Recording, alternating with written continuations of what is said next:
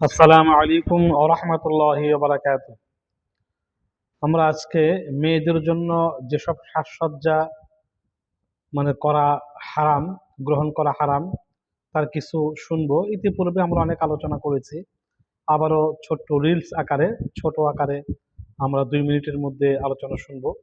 মেয়েদের জন্য যেসব সাজসজ্জা করা হারাম: 1 নাম্বার, উঁচু করে চুল বাঁধা। উটের কুজের মতো করে উঁচু করে চুল বাঁধা, একদম উঁচু করে, পেছনে উঁচু করে, পাহাড়ের মতো উঁচু করে, বা উটের কুজের মতো করে উঁচু করে চুল বাঁধা নিষেধ। 2 নম্বর, নকল বা পরচুলা লাগানো। নকল বা পরচুলা লাগানো, তবে শুধু স্বামীকে সন্তুষ্ট করার জন্য ঘরের মধ্যে পরচুলা ব্যবহার করতে পারবে। 3 নম্বর, সুগন্ধিযুক্ত পারফিউম ব্যবহার করা, যে নারী হাঁটে গেলে সুগন্ধ বের হয়, এটা আল্লাহ রসুল নিষেধ করেছেন। সুগন্ধযুক্ত পারফিউম ব্যবহার করা যাবে না। 4 নম্বর, বাজনাওয়ালা নুপুর। নুপুর ব্যবহার করা জায়েজ, কিন্তু নুপুরের মধ্যে কোনো শব্দ থাকা না জায়েজ। বাজনাওয়ালা নুপুর ব্যবহার করা যাবে না। 5 নম্বর, ব্লু প্লাগ করা যাবে না।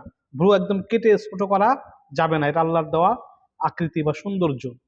6 নম্বর, টাইট ফিট জামা কাপড় বা বোরকা ব্যবহার করা যাবে না। টাইট ফিট বোরকা বা জামা কাপড় ব্যবহার করা যাবে না। 7 নম্বর, হাতের নখ বড় রাখা যাবে না। একটা হোক, দুটো হোক, পাঁচটা হোক, কোনো হাতের নখই বড় রাখা যাবে না। 8 নম্বর, বেপর্দায় ঘর থেকে বের হওয়া যাবে না। 9 নম্বর, হাতে পায়ে নেল পলিশ ব্যবহার করা যাবে না।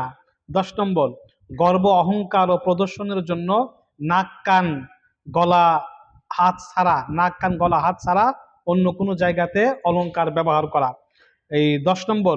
11 নম্বর, পায়ের টাকনুর উপরে পায়জামা পরিধান করা। মেয়েদের জন্য টাকনুর উপরে কাপড় বা জামা কাপড় পরিধান করা যাবে না, টাকনুর নিচে পরিধান করতে হবে। আমিন।